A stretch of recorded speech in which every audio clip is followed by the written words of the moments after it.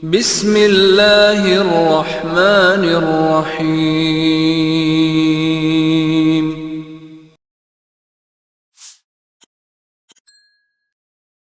Ya, bismillah, alhamdulillah, wassalatu wassalamu ala rasulillah. Pertama-tama kita minta pertolongan dulu kepada Allah Subhanahu wa taala agar Allah berkahi pertemuan kita. Sebagaimana juga kita bersyukur bisa ketemu lagi di forum ini. Semoga Allah berkahi dan Allah berikan manfaat buat kita semua.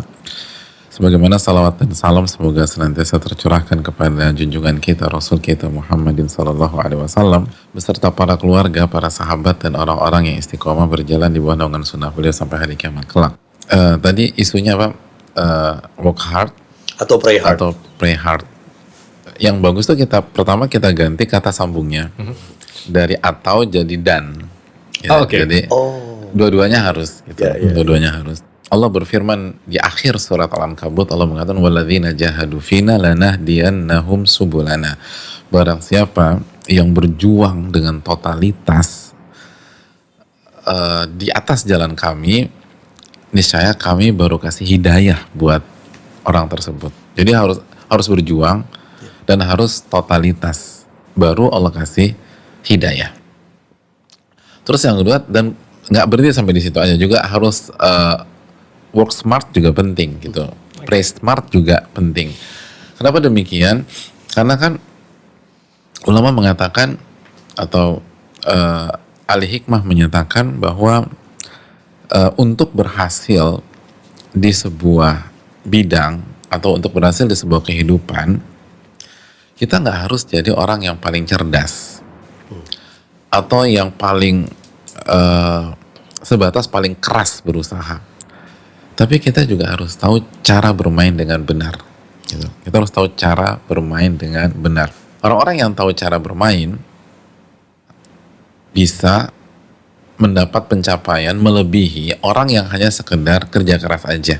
Orang yang tahu jalan menuju Bintaro atau Tanjung Priuk, itu dia bisa melakukan perjalanan yang sangat efisien dan lebih cepat sampai dibanding orang yang hanya punya semangat dan kerja keras untuk sampai Bintaro dan Tanjung Priok dan dia nggak ngerti jalan terbaik untuk sampai di sana. Itu poin.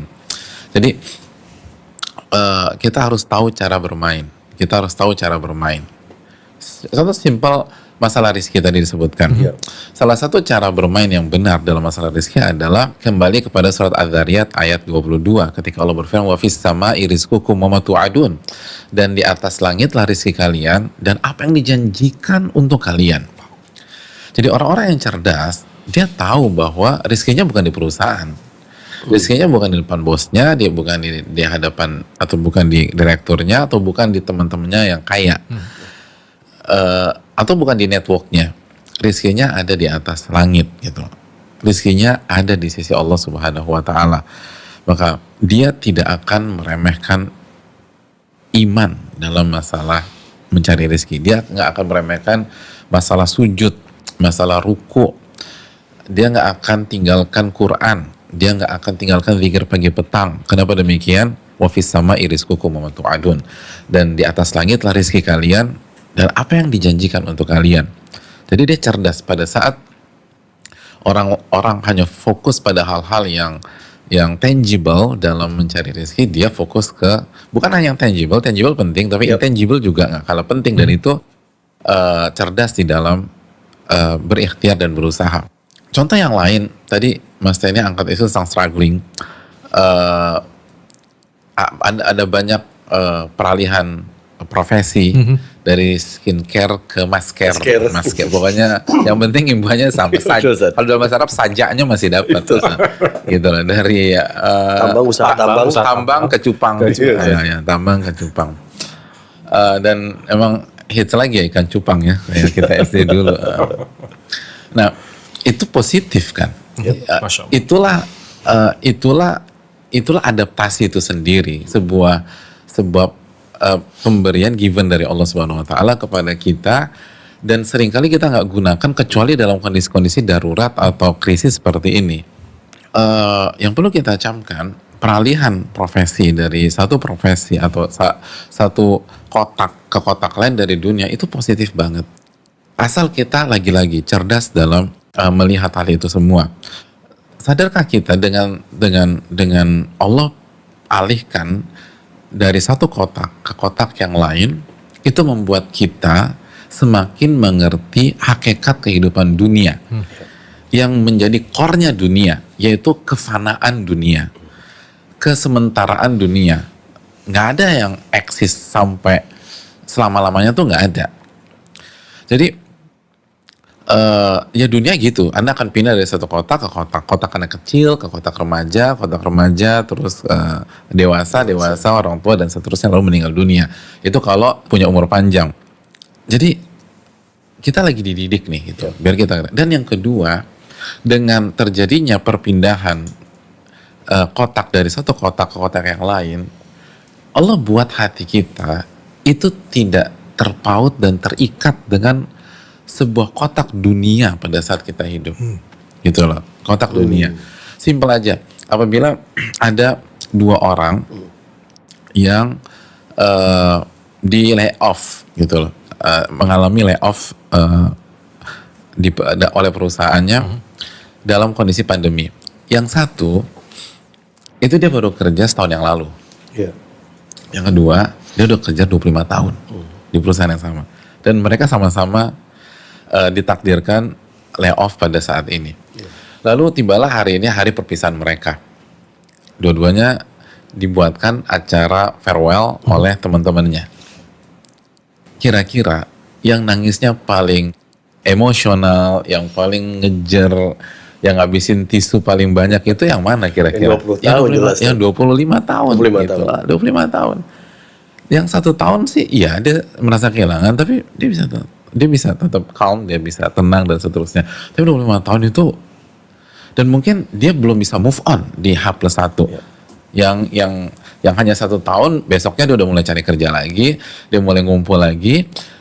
Kalau dia punya ikan cupang, dia akan main ikan cupang, dia ngeliatin tuh warnanya keren banget gitu.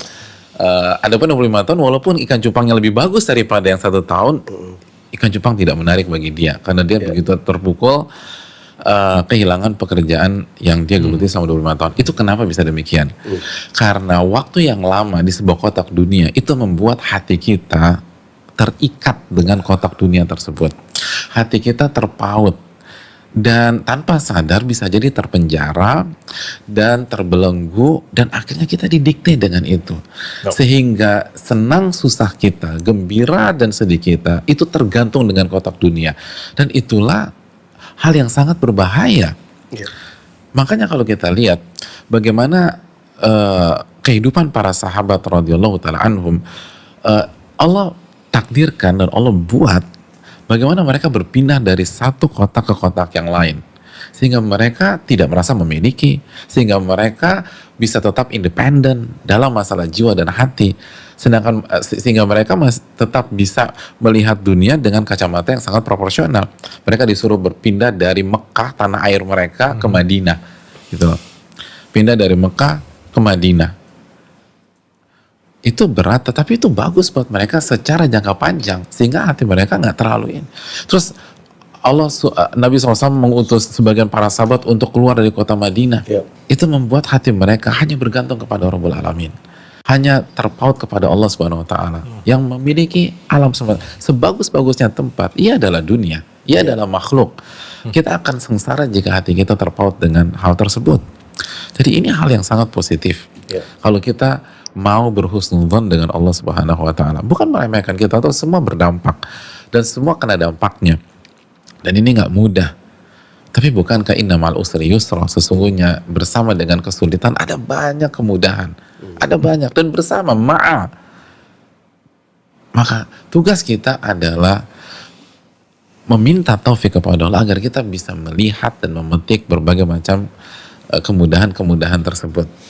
Jadi itu yang harus dicamkan. Jadi mengapa berat berpindah dari satu kotak-kotak lain, Van? Jelas bahwa kita sudah sangat cinta sekali sama apa yang udah kita bangun. Karena hati kita sudah terikat dengan hal tersebut. Ini bukan tentang salary. Kita punya teman-teman atau mungkin kita ngalamin sendiri. Kita keluar dari kerjaan yang salarynya gede banget dan nggak ada masalah apa-apa. Bahkan kita bersyukur. Kenapa? Karena hati kita tidak terikat dengan itu, bahkan benci dengan hal tersebut karena mungkin kita selek sama orang besar di situ atau yang punya dan seterusnya. Ini bukan tentang angka, ini bukan tentang salary, ini bukan tentang status sebuah pekerjaan, ini tentang hati kita terpaut ke makhluk tersebut. Ustadz, boleh nggak sih Ustadz dibilang bahwa ini semua mengandung kebaikan? Ketika orang di PHK, ketika ada sulit cari rezeki begitu Ustadz. Dan butuh analisa yang mendalam untuk orang-orang Untuk standar mendigest seperti kita yang untuk mendigest ini ya. Ya saya percaya baik, tapi saya belum lihat adanya kebaikan sekarang ini. Ya dia karena tadi terikat sama dunia, dia kesedihan yang diangkat, kehancuran yang dipikirin, sama turun derajatnya jadi gimana saya akan makan ini, biasa saya makan di sini, akhirnya saya masih makan gini, biasa saya kerja begini, biasa saya naik mobil. Itu saat jadi beban-beban ya akhirnya makin berat lah buat seseorang itu. Ya.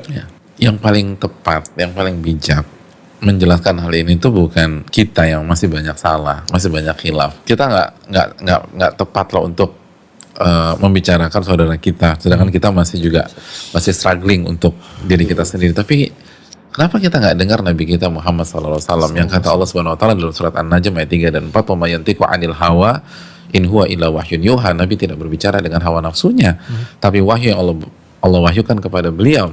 Dan Nabi SAW bersabda, "Ajaban li amril mu'min, inna amrahu kullahu khair." Menakjubkan perkara seorang mukmin, seluruh perkaranya baik dan yang terbaik buat dia. In asabathu sarra'u syakar fakana khairan lah. Apabila dia dikasih kelapangan, kesenangan, kebaikan, lalu dia bersyukur, maka itu yang terbaik buat dia. When asabathu dharra'u sabar fakana khairan lah. Dan apabila dia ditimpakan sebaliknya, kesulitan, jobless, terus mungkin positif hasil swabnya dan lain sebagainya, lalu dia bersabar, itu yang terbaik buat dia. Itu yang terbaik buat dia. Dan tadi Mas Tani mention ada sebagian teman-teman kita bilang, ya gue yakin sih itu baik, tapi gue belum lihat kebaikannya. Iya, karena ilmu dunianya mereka hanya sebatas kita juga terutama. Ada sebuah kaidah diucapkan sebagian para ulama, adamul ilmi bi syai' la yastalzim al ilma bil adam. Ketidaktahuan Anda terhadap sesuatu bukan berarti sesuatu itu nggak ada, cuman Anda nggak tahu aja, gitu kan? Jadi ketidaktahuan kita itu bukan berarti hal itu tidak dipastikan itu nggak ada.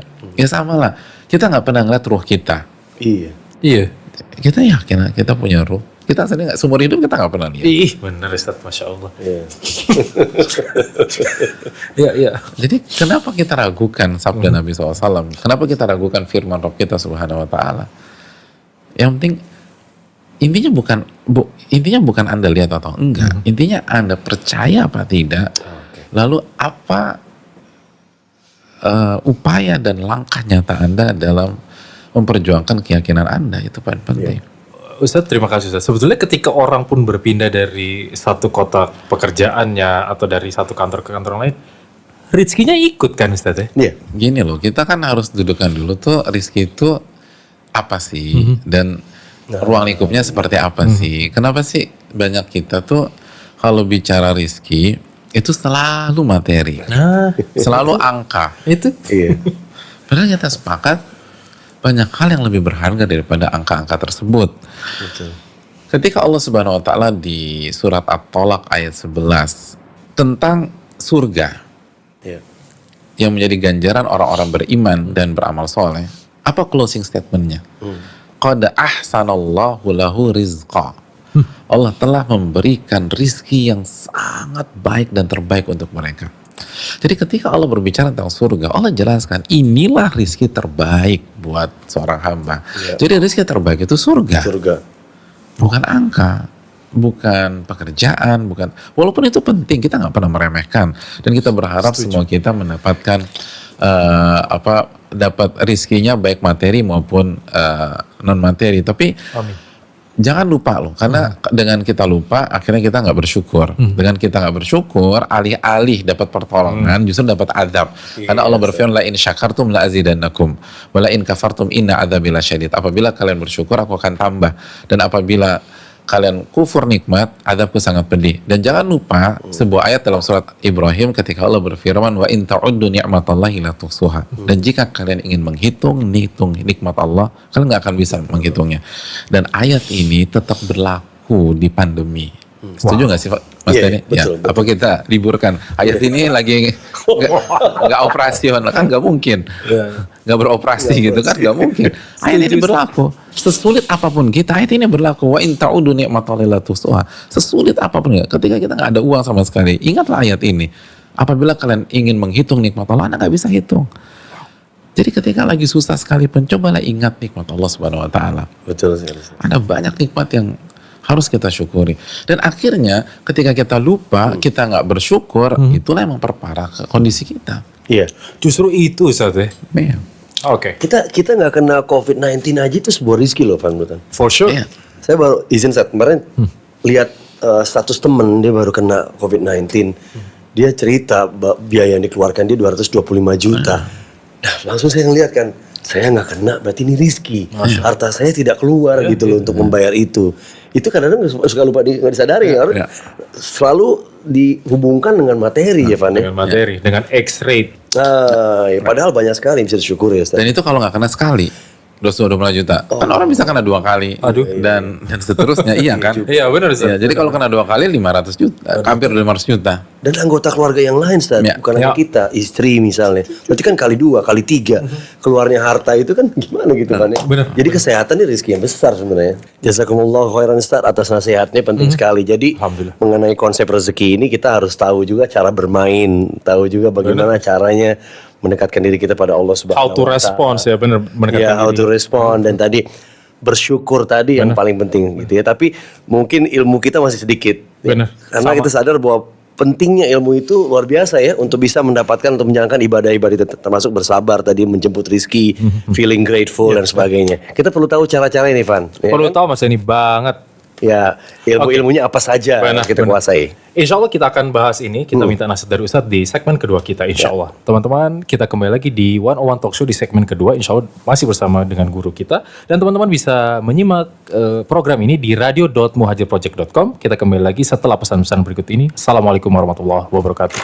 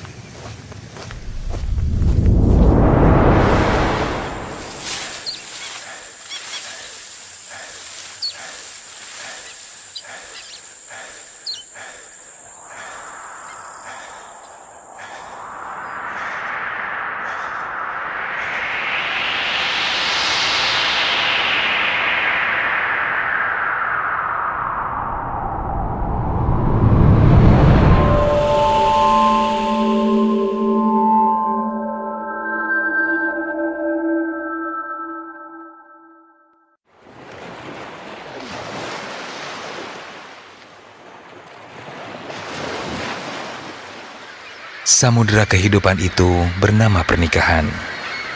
Bahteranya bernama sakinah, mawaddah, warahmah.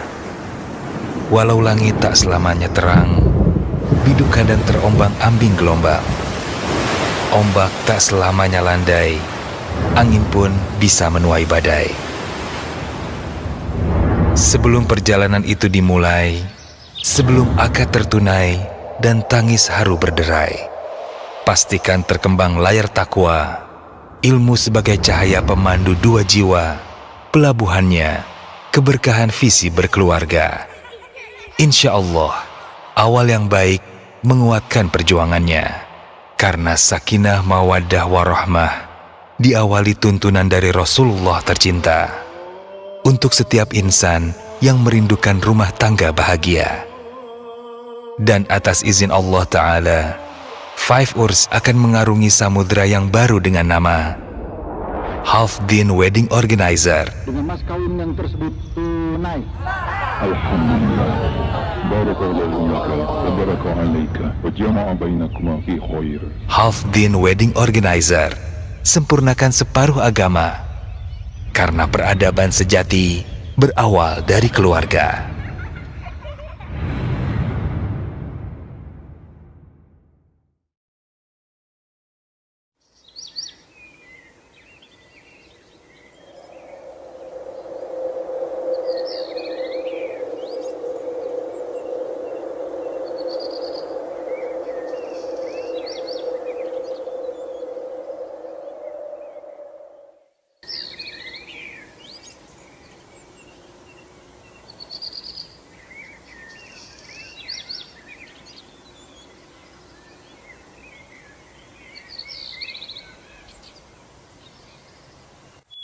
Ikutilah kajian Riyadhus Shalihin via live stream di YouTube channel bernama akun Muhammad Nuzul Zikri yang insya Allah direlay langsung via website serta aplikasi radio.muhajirproject.com. Insya Allah rutin berlangsung setiap hari pukul 5:30 waktu Indonesia bagian Barat untuk DKI dan sekitarnya bersama Al-Ustadz Muhammad Nuzul Zikri hafizahullahu ta'ala. Aroma wangi menghantarkan rasa ke dalam jiwa. Segar embun pagi menumbuhkan ingatan yang mengakar, memberikan keteduhan hingga cakrawala menjelma senja. Aroma wangi, penyemangat jiwa dan nutrisi ketika ibadah. Deep Culture.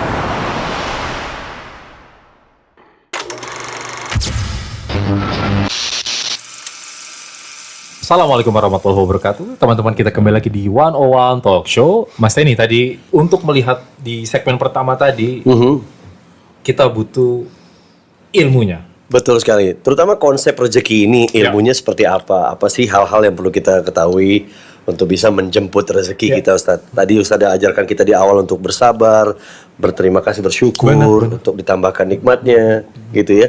Dan juga banyak hal lah. Tadi saya ambil satu petikan cara bermain. Cara bermain seperti apa nih Ustaz, yang kira-kira bisa mengantarkan kita kepada keadaan lebih baik dan insya Allah Allah memberikan rezekinya di saat momen-momen seperti ini, Ustaz. Ya, makasih Mas Tani dan Fani. Yang perlu kita ketahui adalah semua dinamika dalam hidup ini kan mengarahkan kita atau menguji kita kembali ke tujuan mengapa kita diciptakan, kan itu poinnya kan ya. Ini kan bukan tentang keluar dari pandemi atau tidak sebenarnya. Ini tentang bagaimana merealisasikan tujuan besar tersebut, dan tujuan tersebut adalah surat Al-Dzariyat ayat 56, "Wa ma khalaqtul jinna wal insa illa liya'budun." Tidaklah kuciptakan jin dan manusia kecuali untuk beribadah. Dan Allah takdirkan pandemi, salah satu tujuan besarnya adalah untuk menguji kita bagaimana ibadah kita di pandemi dan ibadah apa saja harus ditekankan di pandemi atau resesi seperti ini. Oleh karena itu, mau nggak mau kita butuh ilmu, gitu loh. Kita butuh ilmu, dan ilmu nggak bisa didapatkan dan nggak bisa dibeli, gitu ya. Nggak bisa dibeli. Ada seorang ulama besar klasik dulu yang anak cowoknya bandel. Sempat bandel. Nah, ketika bandel itu, ayahnya yang memang ulama papan atas dunia itu mengatakan segala puji bagi Allah yang tidak menjadikan ilmu itu seperti harta warisan. Yang apabila ayahnya kaya, anaknya bisa langsung kaya, gitu loh. Nggak bisa. Ilmu itu mewah, tinggi sekali. Ayahnya ulama, anak untuk jadi ulama nggak cukup hanya lahir dari rahim si ibu, nggak cukup, tapi dia harus belajar, dan belajar. Nah, inilah tantangan kita pada saat di pandemi saat ini. Kita harus belajar, Mas. Oke.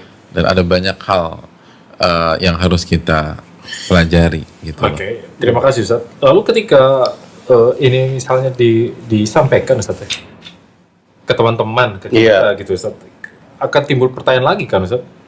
Belajar dulu apa ikhtiar dulu nih, Ustaz? Karena kebutuhan itu terus berjalan, argo terus berjalan, kebutuhan rumah itu. Kalau ikhtiarnya kita juga belajar pasti kan. Iya. Kerja, cari uang secara dunianya kita ini dekati itu. Tapi kadang-kadang suka lupa dekati yang paling berkuasa. Please advise, Ustaz. Iya, Ustaz. Yang pertama, lagi-lagi kenapa sih suka banget pakai kata sambung atau? Oh iya. Kan ikhtiar dan belajar itu bisa digabung. Bisa, Ustaz ya? Nggak tahu ya. Mantu ya. Kita dikasih 7 kali 24 jam. Iya. Satu hari 24 jam. Apa benar tuh ikhtiar terus 24 jam? Kalau saya enggak, gitu loh. Orang ngabisin waktu di sosial media berapa jam, di game online berapa jam, di Netflix berapa jam, dan segala macam. Tahu aja nih. Lalu itu belum drakornya. Aduh, gitu. Jadi terus nangis lagi. Jadi benar nggak tuh nggak ada waktu, atau cari alasan karena dapur harus ngepul lah segala macam. Emang benar sesibuk itu? Enggak. Dan Nabi kita SAW dan para sahabat pernah ngalamin lebih berat dari kita, jauh lebih berat dari kita. Dan mereka masih bisa belajar, mereka masih bisa beribadah. Dan itu tadi poinnya. Kalau misalnya rezeki kita atau uang kita adanya di Selipi, lalu Anda pergi ke Senayan misalnya atau ke Kebayoran, Anda nggak akan dapat. Karena rezeki Anda itu adanya di Selipi. Anda harusnya ke Selipi, jangan ke Senayan. Nah Allah berfirman, wa fis sama'i rizqukum. Rezeki kalian tuh di atas langit. Jadi poinnya adalah kenapa kita sibuk ngubek-ngubek yang ada di depan kita, walaupun itu bagus ya, tapi kita lupa mengejar lokasi di mana disitulah rezeki kita, kata yang punya alam semesta ini. Wa fis sama'i rizqukum wa ma tu'adun, dan di atas langit lah rezeki kalian dan seluruh yang dijanjikan untuk kalian. Maka sekali lagi harus ke arah sana. Dan ingat, kalaupun dijawab lagi ya, teman gua nggak belajar bisa eksis, bukan hanya survive, dia untung besar, dia punya strategi gitu dan seterusnya. Sekali lagi, rezeki bukan hanya tentang angka. Rezeki bukan hanya tentang angka. Ada banyak orang yang berkecukupan secara angka, hidupnya jauh lebih tragis daripada kita-kita yang nggak punya uang. Dan itu sangat-sangat jelas bagi orang-orang yang berinteraksi dan bergaul dengan mereka. Kalau kita nggak tahu, bukan berarti itu nggak ada. Sekali lagi, sebagaimana dijelaskan oleh para ulama bahwa kehidupan ini adalah kehidupan ruh dan jiwa sebelum menjadi kehidupan fisik. Kehidupan ini adalah kehidupan ruh dan jiwa. Senang sulitnya kita itu bukan karena fisik. Senang dan sedihnya kita itu ruh dan jiwa. Ruh kita senang, hidup kita senang. Ruh kita sedih, hidup kita sedih. Bahagia dan sengsara kita itu bukan tentang sehat atau sakit. Itu tentang ruh dan jiwa. Itu clear. Itu clear. Makanya saya suka kasih contoh, ada seseorang ibu-ibu, seorang istri dari sosok laki-laki yang sangat sukses, kemana-mana pakai mobil premium dengan full fasilitas. Misalnya dia naik Alphard, dan Alphardnya pun udah dimodif, di dalamnya tuh udah kayak custom, first class gitu loh. Semua ada. Lalu berhenti di sebuah lampu merah, lalu perhitungan mundur dimulai dari lampu merah ke lampu hijau, ada 2 menit mungkin. Lalu ketika lagi tunggu lampu merah, di sebelah kirinya ada sosok pasutri yang sedang boncengan naik motor butut gitu loh. Dan itu adalah hari kedua mereka menikah. Jadi bayangin, lagi lucu-lucunya, lagi cubit-cubitan segala macam. Tapi motornya butut. Nah, saat nunggu lampu merah itu, yang ada di Alphard ini, dia sedang duduk nunggu lampu merah, dan tiba-tiba ada WA masuk. Ternyata beberapa foto, image. Dan ketika dia buka, ternyata itu foto suaminya dengan wanita lain di dalam kamar. Sama-sama nunggu lampu merah. Yang satu di dalam mobil premium. Lalu yang satu motor butut. Kira-kira yang bahagia dan yang menangis siapa? Yang bahagia motor butut. Yang nangis? Yang nangis yang di Alphard. Kenapa? Karena pada saat dia baca atau dia buka handphonenya dan dia lihat gambar tersebut, itu gambar menyerang ruhnya, bukan menyerang materi.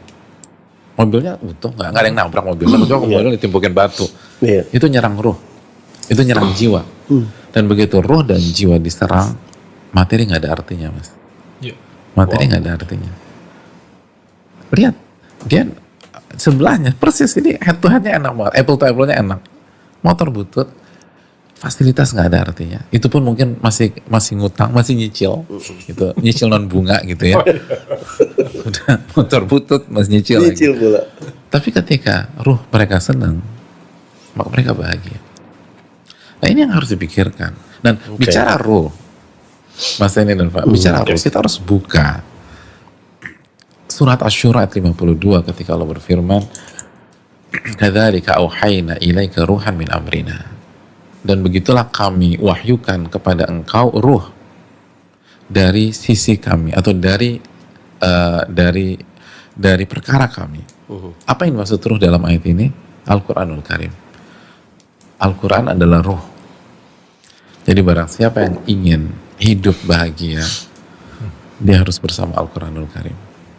Hidup tanpa Al-Quran itu seperti hidup tanpa ruh. Mati. Nggak ada artinya nih hidup. Walaupun dia memperlihatkan semua tanda kebahagiaan, itu semua omong Tidak kosong. boleh. Omong kosong. Seperti ikan yang taruh di darat saja. Iya kan? Nggak bisa bernapas, ngap banget. Berarti ilmunya itu tadi di Al-Quran lah itu sumber kebahagiaan utama untuk bisa mendapatkan itu semua. Dan mindset kita pertama kayak kita harus bareng-bareng semua nih hilangin dulu mindset bahwa rezeki adalah materi itu dulu. Ya, sebatas materi. Ya, sebatas materi. Tuning satu frekuensi dulu. Iya. Tapi rezeki buat ruh itu yang terasa lebih penting dan itu bisa di fit dari Al-Quran ya Ustaz. Ya. Dan ingat, kehidupan adalah kehidupan ruh sebelum kehidupan fisik. Iya. Dan bicara ruh, kita buka surat Asy-Syura 52, wa kadzalika auhayna ilaika ruhan min amrina. Dan begitulah kami wahyukan kepada engkau ruh dari sisi kami. Al-Quran adalah ruh. Ya, ya. Sesungguhnya ketika seseorang itu khawatir dia tidak mendapatkan rezeki, ruhnya sedang terganggu ya. Itu yang harus dijawab lewat petunjuk-petunjuk dari Al-Quran. Ya, benar. Betul. Benar. Betul. Oh, jangan dunianya yang dia pikirin gitu ya, Van? Iya. Dan bisa jadi kan ketika orang merasakan itu, seringkali pada itu belum ada goncangan terhadap dunia dan materinya, gitu loh. Iya. Dia baru mungkin dibaca Analisa bidang dia untuk 1 bulan atau 2 bulan ke depan nggak oke, bisa tutup, maka dia takut, dia khawatir, dia paranoid. Padahal pada hari itu income-nya dengan kemarin mah sama-sama aja. Iya. Jadi materinya belum diserang. Tapi Baru begitu ruhnya. ruh diserang, selesai itu. Dan itu bukan baru. Karena begitu ruh diserang, semua berakhir, Mas. Terutama tadi dalam konteks tadi perempuan dalam Al-Fard ketika dia mengetahui sang suami itu selingkuh, itu parah loh itu buat seorang perempuan. Contoh ya. Itu jelek banget. Contoh, itu jelek banget. Dan itu tidak bisa sembuh cepat saya rasa tuh. Kecuali Al-Quran di situ dalam tunjuk Ivan ya. Makanya ada istilahnya siraman rohani itu Mas Denny. Oke. Memang harus disiram Harus disiram Mas Denny. Benar. Lewat Al-Quran. Oke. Alhamdulillah di One Talk Show kali ini kita banyak sekali dapat pelajaran utama. Masya Allah. Pertama adalah jangan berpikir rezeki secara materi adalah satu-satunya rezeki. Benar. Banyak hal. Banyak. Tidak kena biaya juga itu sebuah rezeki. Tidak kena penyakit itu sebuah rezeki. Anak istri masih rukun sama kita juga rezeki. Banget. Teman-teman yang baik dan soleh itu juga rezeki. Banyak Isa deh. Hidayah. Hidayah. Betul sekali Pak. Banyak orang ngaji hari ini. Iya. Banyak orang sholat. Iya. Iya. Banyak orang ngaji. Banyak orang doa Ustaz Ya, ya. banyak orang kembali kepada Allah Subhanahu wa taala. Itu juga rezeki. Ini yang terbesar nih. Ya apa namanya, eksodus orang tadinya nggak ingat Allah jadi ingat Allah, juga itu sebuah rezeki besar buat kita, ya kan? Yang kedua tadi jangan lupa ruh kita nih, Van. Ruhnya Mas Denny, before itu menyerang badan kita, fisik kita, ini hits first time itu, first kicknya itu ke ruh. Dan makanan ruh itu ada di Al-Quran. Ada di Al-Quran. Kalau ruhnya bahagia, insya Allah mentalnya, jiwanya semuanya juga akan bahagia. Kalau ruhnya kenal sama Allah, fine.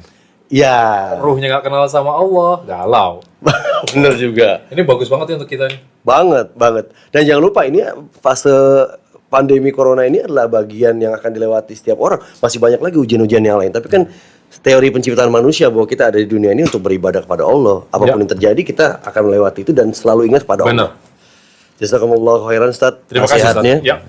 Alhamdulillah kita banyak mendapatkan pelajaran teman-teman dan simak terus One Talk Show kesempatan berikutnya. Juga teman-teman yang masuk lewat radio.muhajirproject.com ya. Mudah-mudahan bisa menyaksikan One Talk Show di kesempatan berikutnya ya, Van. Insya Allah Mas Denny. Insya Allah. Barakallahu fikum. Kita berjumpa lagi di kesempatan berikutnya. Wassalamualaikum warahmatullahi wabarakatuh.